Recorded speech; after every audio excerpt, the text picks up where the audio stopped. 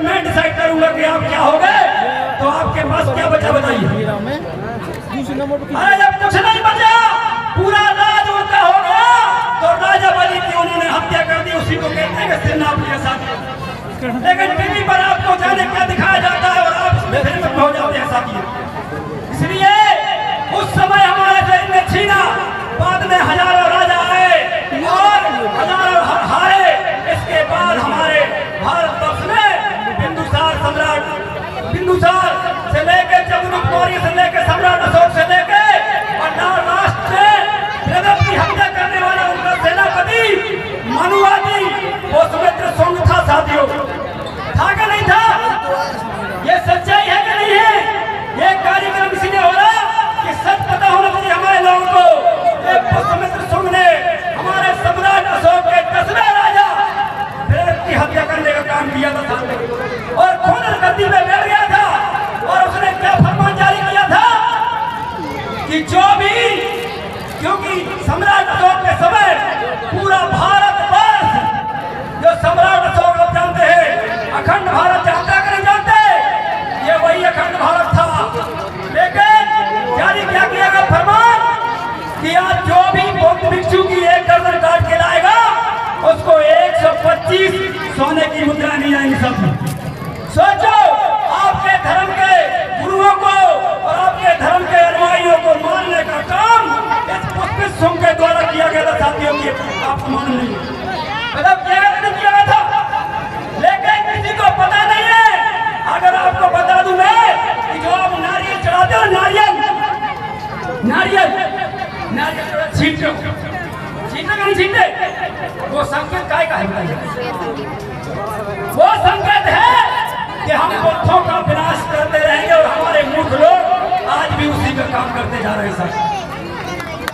ये कोई नहीं बोलेगा, किसी माई के दाल में औकात नहीं है जो मैं बता रहा हूँ। क्यों? क्योंकि ये सच्चाई है जो आप कर रहे हैं।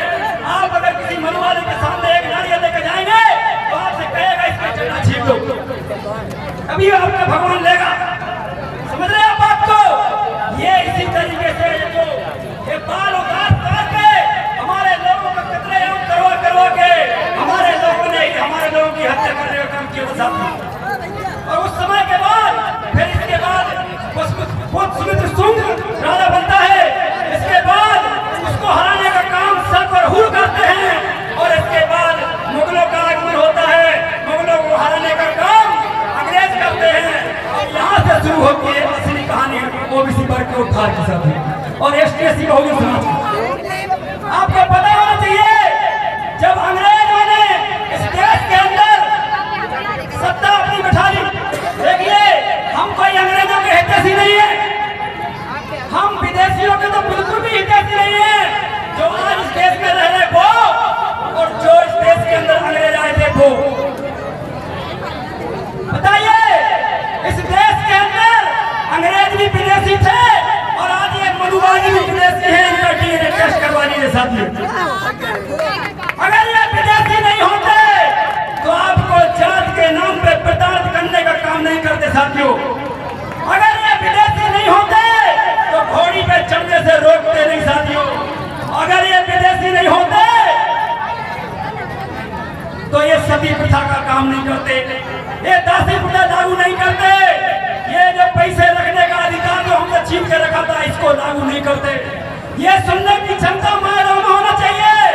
बताइए मुझे, डोली प्रथा किसने बनाई और उसका क्या मतलब था?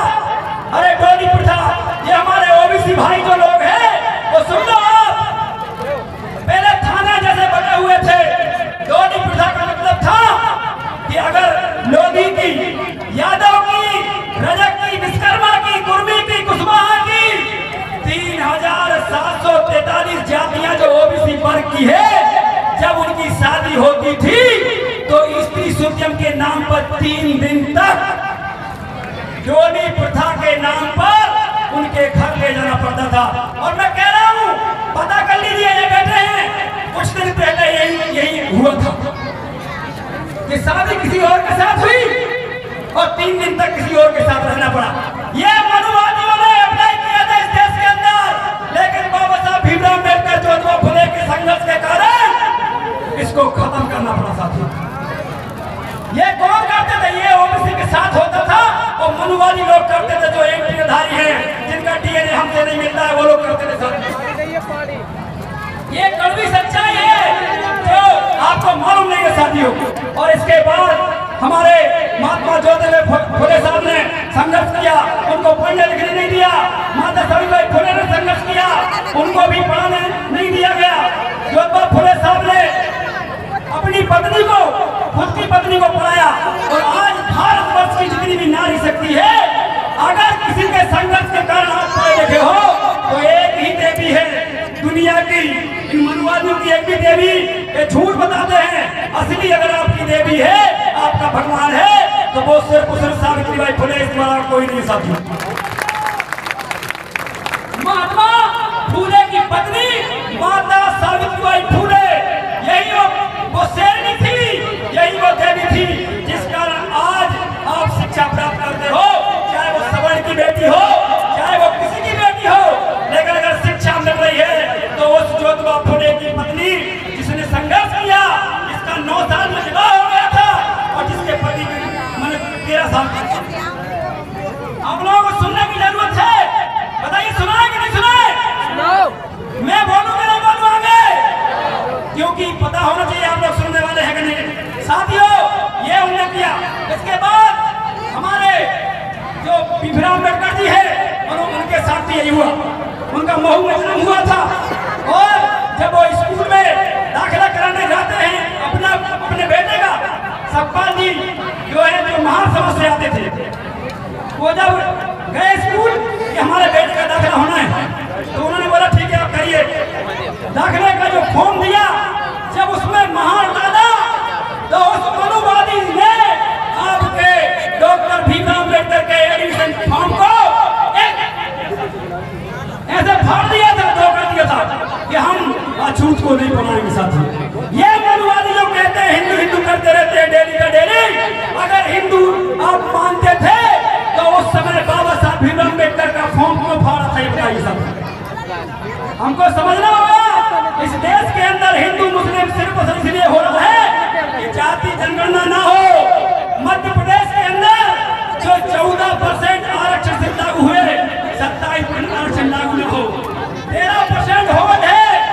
आपको मालूम है जो ओबीसी वर्ग के लोग हैं, 18,000 विद्यार्थी जो परीक्षा को पास कर चुके हैं और उनका चयन हो गए, लेकिन उनको नियुक्ति नहीं मिल रही। क्यों? क्योंकि नागपुर की प्रयोगशाला से बनाया गया मोहन यादव मुख्यमंत्री आपके भोपाल में बैठा हुआ था। अगर वो असली यादव होता तो लालू प्रसाद यादव जैसा होना चाहिए। होती बताइए भैया, बुरा मत मानना आप लोग यादव भाई। मैं तो लालू प्रसाद यादव को भी मानता हूँ, और मुलायम साहब को भी मानता हूँ, और लल्लन यादव साहब को भी मानता हूँ साथियों। लेकिन मैं ऐसे नागपुर की प्रयोगशाला के जो मुख्यमंत्री हैं, ऐसे को यादव नहीं मानता। क्यों? क्योंकि मेरा 13% होल्ड यही मनुवादी मोहन यादव के द्वारा करके रखा गया साथियों।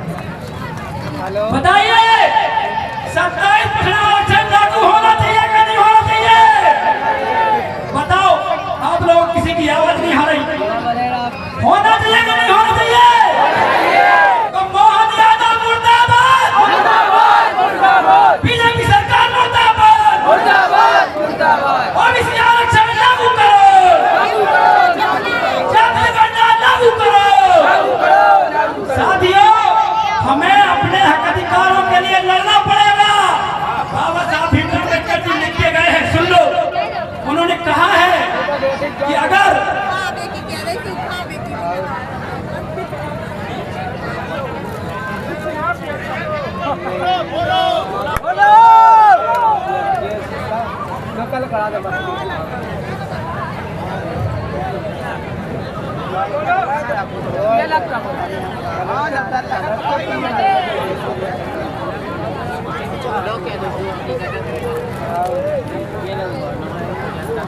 वैसे भी मैं किसी के बाप से नहीं डरता, ठीक है ना?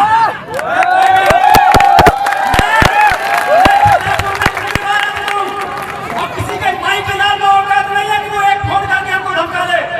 इसलिए आपने कार्यक्रम किया है, जो सही है वो बोल के जाओ।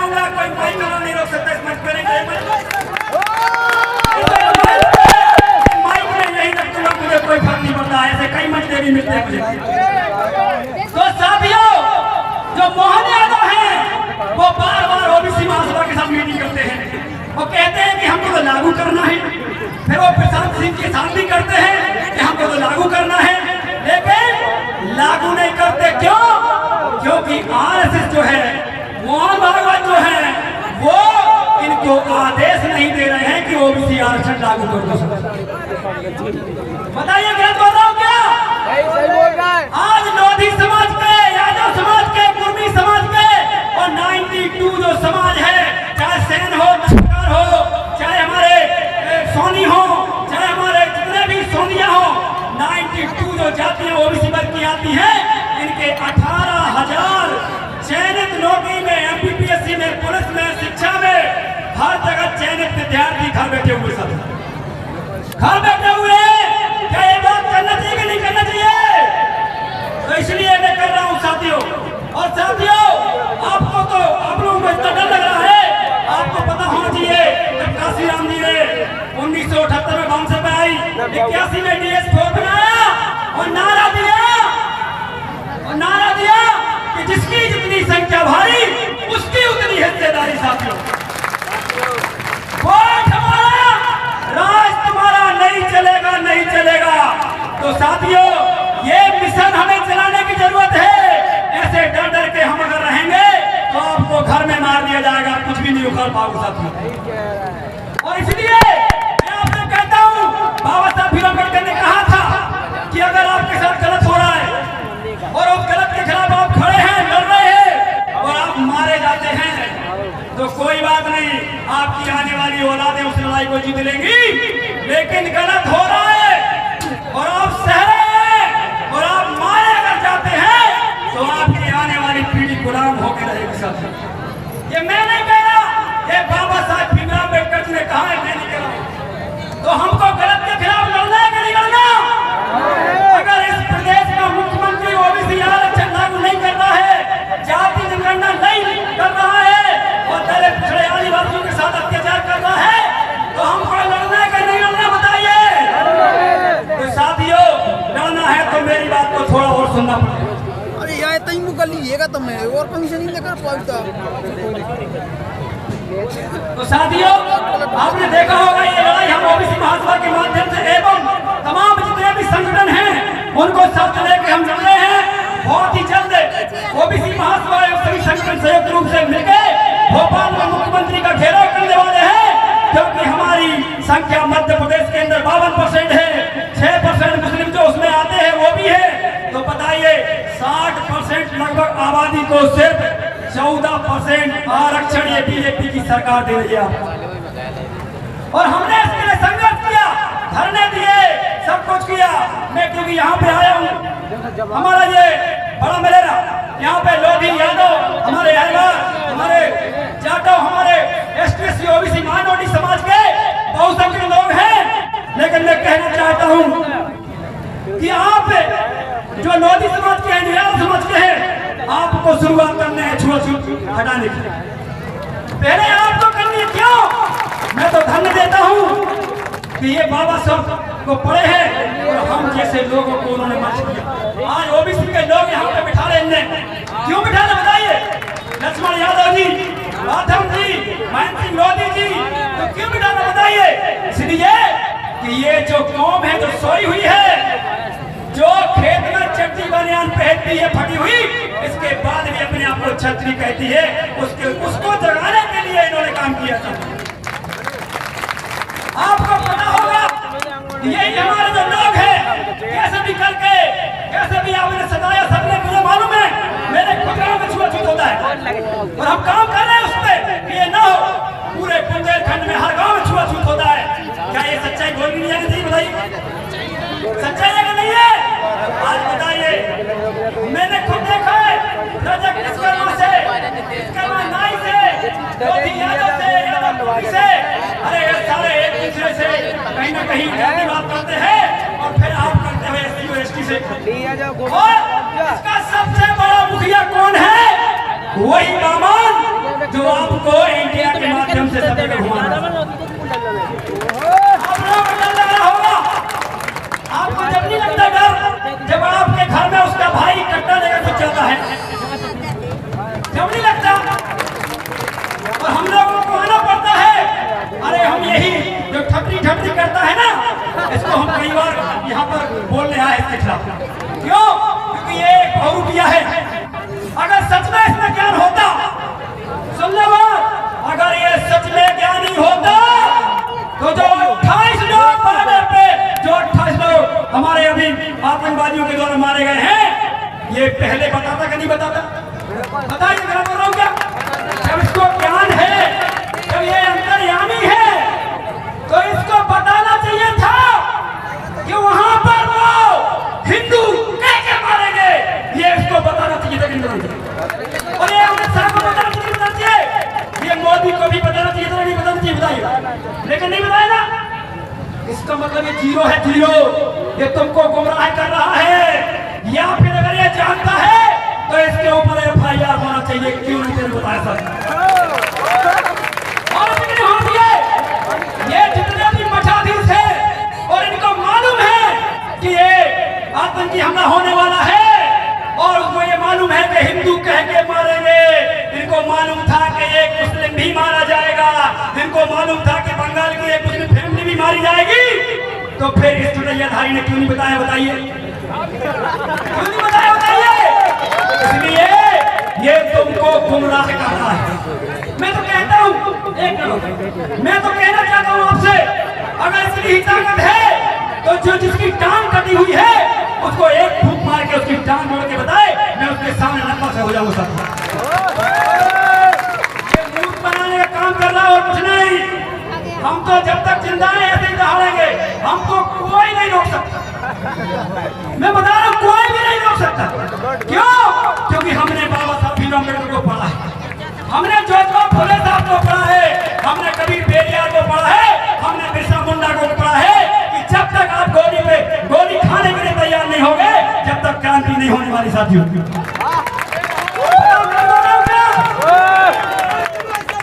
देखिए, ये संविधान ऐसे नहीं बचेगा सिर्फ भाषणबाजी से। बाबा साहब भीमराव अम्बेडकर ने कहा है कि आपको हक अधिकार ऐसे नहीं मिलेगा, कभी कभी आपको ठोकना भी पड़ेगा, तो उसकी भी तैयारी करके रखो। साथियों, मैंने किताब में पढ़ा और लिखा है, भले ही दूसरे प्रकार से लिखा है, मैं ठोक कर बोला, उन्हें किसी तरीके से बोला। हमको पढ़ना है और इनसे लड़ना है, और हम इसे जीतेंगे, विश्वास है हमें। क्योंकि वो लोधी जो दिन रात जय श्री राम जैसे करता था, आज वो जय भीम की भी करता है। साथियों, आज वो जय भीम का भी कर रहा है, कर रहा है कि नहीं कर रहा? मैं भी जय भीम करता हूँ। मेरे कई क्रांतिकारी साथी यहाँ बैठे हैं, हमारे ओबीसी महासभा की पूरी टीम आई है, सब जय भीम बोल रहे हैं। 2013-14 के पहले कोई नहीं बोलता था। हमने काम किया, हमने कैसे भी करके लड़े, और इसके बाद हमने हो गए। तो साथियों, इतना ही बोलूंगा, कभी फिर आऊंगा तो फिर बोलूंगा, लेकिन डट के बोलूंगा, डर के कभी नहीं बोलूंगा। ठीक है ना? जय भीम, जय अवंती, जय साहू महाराज, जय फूले। और फूले फिल्म सभी देखने जाना, जहां नहीं लग रहे हमको बताना, वहां भी लगवाएंगे। धन्यवाद, बहुत बहुत धन्यवाद। ये